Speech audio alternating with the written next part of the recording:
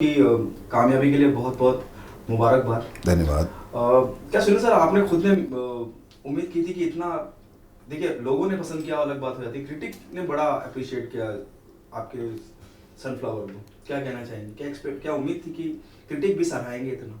सबसे पहले तो बहुत बहुत धन्यवाद सब लोगों को जिन्होंने इतना प्यार दिया सनफ्लावर को, और जिन्होंने इसके बारे में अच्छा भी लिखा उनको भी बहुत बहुत धन्यवाद। उनको पसंद आया तो खुशी होती है जब आप किसी भी एक ऐसे एक प्रोजेक्ट का हिस्सा होते हैं जिसे लोग अप्रिशिएट करते हैं। और एक्चुअली इसको करते हुए बड़ा मज़ा आ रहा था। जब मैं पढ़ा सनफ्लावर को मुझे बहुत मज़ा आया, और विकास बैल साहब ने इसे बड़ा अच्छा खूबसूरत तरीके से लिखा है। और जब मैं इसको कर भी रहा था तभी भी बहुत मज़ा आ रहा था।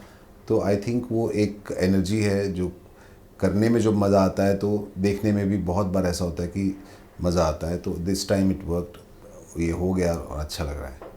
क्रिटिक्स ने इतना, क्रिटिक बहुत ब्लंट रहते हैं, बहुत अप्रिशिएट किया उन्होंने जी इस बारे में। और एक हमने अलग दौर देखा है आज की तारीख में, जी कंटेंट ड्रिवन उनको लगा और हर किरदार की तारीफ हुई, स्टोरी की, स्क्रीन प्ले की, हर चीज़ की तारीफ हुई। जी। क्रिटिक ने इतना सराहाया, क्रिटिक को क्या कहना चाहेंगे?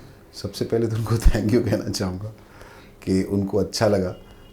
हालांकि जल्दी जल्दी उनको चीज़ें पसंद नहीं आती हैं, पर ये अच्छा लगा तो मुझे खुशी हुई इस बात की। और एक्चुअली एक नई तरह का नैरेटिव है जिसमें मर्डर मिस्ट्री की जब हम बात करते हैं तो मर्डर मिस्ट्री में वो चीज़ें जो हमें आखिर में पता चलती हैं, ऐसी चीज़ें, तो वो चीज़ें तो हमें शुरुआत में ही पता थी।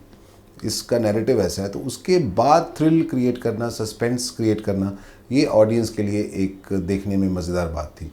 और बात है जिन लोगों ने अभी तक नहीं देखा, मैं ज़्यादा नहीं रिवील कर रहा हूँ क्योंकि जिन लोगों ने नहीं देखा उनका मज़ा थोड़ा सा किरकिरा ना हो जाए। तो एक एक कहानी को कहने का जो तरीका था उसमें एक नयापन है जिसे पढ़ते हुए मुझे लग रहा था और करते हुए देखने के बाद बहुत लगा। और जिस तरह का बैकग्राउंड और जिस तरह की सिनेमाटोग्राफी है, सब चीज़ें एक टीम का जो एफ़र्ट है, और उस एफ़र्ट को लोगों ने अप्रिशिएट किया, तो बहुत अच्छी बात है।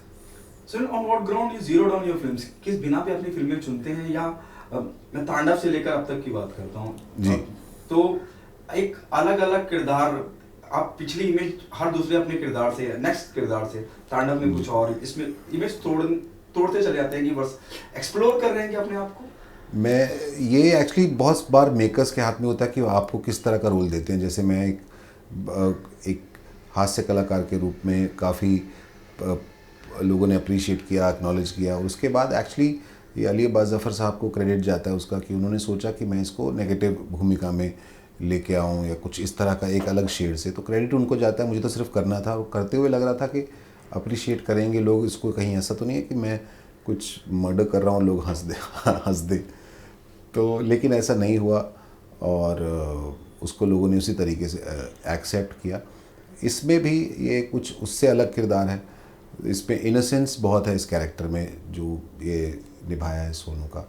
वो इसकी डिमांड है कैरेक्टर की, तो वो उससे बिल्कुल अलग इमोशन था। तो मुझे एज एन आर्टिस्ट मैं लकी महसूस करता हूँ कि मुझे इस तरह के रोल्स ऑफ़र हो रहे हैं और इस तरह का काम करने को मिल रहा है। तो मैं लकी महसूस करता हूँ, और मुझे तो मज़ा आता है अलग अलग तरह के किरदार करने में। किसी और कैरेक्टर की साइकी में घुसने में मैं खुद अपने साथ कंफर्टेबल नहीं हूँ। मुझे अच्छा लगता है कि किसी दूसरे के माइंडसेट में घुस के उसकी लाइफ जिएं, उसकी लाइफ का एहसास लें। और ये एज एन एक्टर आपको एक एक एक ज़रिया, एक चैनल मिलता है जिसके थ्रू आप कर सकते हो, इसको फील कर सकते हो, इसको जी सकते हो, और मुझे बड़ा मज़ा आता है इसमें।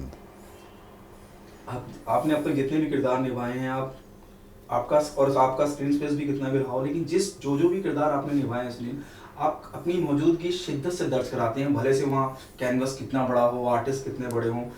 इस बात का क्रेडिट कैसे देते हैं? और दूसरा, क्या आप मानते हैं कि सही टाइम पे, सही वक्त पे आप सही प्रोजेक्ट का हिस्सा बन जाते हैं? You are one of the fantastic actor we have in the industry, it get notice. मैं रिपीट कर रहा हूँ, पूरी आप दुनिया भर के सुपरस्टार्स हों, बड़े बड़े चेहरे हों, लेकिन आप अगर छोटी सी भी भूमिका में वहाँ हैं और आपका स्क्रीन स्पेस भी हो सकता है कम हो, लेकिन अपनी मौजूदगी दर्ज कराते हैं, लोग बात करते हैं उस किरदार के बारे में। उसके लिए मैं लकी महसूस करता हूँ। मुझे एक्चुअली जो किरदार दिया जाता है वो उसे मैं निभाता हूँ, और उसके बाद लोगों के हाथ में होता है कि वो उसे कितना पसंद करते हैं। और वो आपके एफ़र्ट को अगर एक्नॉलेज किया जाता है तो वो आप लकी हैं। तो मैं अपने आप को लकी महसूस करता हूँ। उसका क्रेडिट एक्चुअली मेकर्स को जाता है और बहुत सारे लोग जो इसके अंदर इन्वॉल्व होते हैं उसको भी जाता है। तो इट्स अ कलेक्टिव एफर्ट और आपकी जब एक्नॉलेजमेंट होती है तो खुशी तो मिलती है। और बहुत बार ऐसा होता है कि जैसे आप स्क्रीन पे नज़र आ रहे हैं लेकिन उसके पीछे बहुत से लोग होते हैं जिनका हाथ होता है आपकी परफॉर्मेंस में, चाहे वो मेकअप के लोग हों या कैमरा लोग हों, डायरेक्टर हों, राइटर हों, असिस्टेंट्स हों, असिस्टेंट डायरेक्टर्स हों। तो क्रू में कितने सारे लोग होते हैं जो नज़र नहीं आते हैं। काम सिर्फ आपका नज़र आता है, पर आपके काम को और अच्छा बनाने के लिए आप अपनी एक्टिंग कर रहे हैं लेकिन अगर अंधेरा है, लाइट ही ठीक नहीं है तो आपका काम कैसे नज़र आएगा।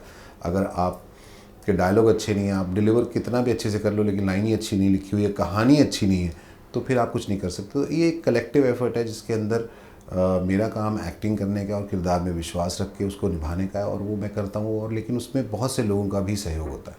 Do you think sense of responsibility goes up, जिम्मेदारी बढ़ जाती है जब इस तरह का अप्रिशिएशन मिलता है, इस तरह से सराहा जाता है? मैं एक्चुअली रिस्पॉन्सिबिलिटी से ज़्यादा मुझे ये ज़रूर होता है कि इस तरह के प्रोजेक्ट का मैं हिस्सा हूँ जिसमें पहले तो मुझे काम करने में मज़ा आए, मैं एक्साइटेड महसूस करूँ, क्योंकि unless I am excited I can not translate that to the audience. So कोशिश ये होती है, लेकिन बहुत बार ऐसा होता है कि आपको उन्हीं में से चूज़ करना है जो आपको ऑफ़र किया जा रहा है, तो यहाँ पे वो लक फैक्टर सामने आ जाता है।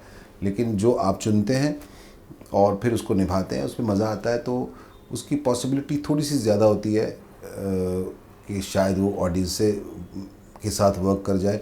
और अनफॉर्चुनेटली कई प्रोजेक्ट ऐसे होते हैं जो नहीं भी वर्क करते, पर आप चूँकि आपने प्रोसेस एंजॉय किया तो आपको लगता है कोई बात नहीं, कुछ और ट्राई करते हैं। लेकिन ये मैंने कम से कम जब तक मैं शूटिंग कर रहा था, जब तक हम इसको निभा रहे थे, इस प्रोसेस को इसका मज़ा लिया, और ये एक इम्पॉर्टेंट बात हो जाती है एक पॉइंट के बाद। क्या सनफ्लावर का सीक्वल भी होगा? आई होप होना चाहिए। मुझे जैसे इन्फॉर्मेशन आती है मैं आपसे शेयर करता हूँ।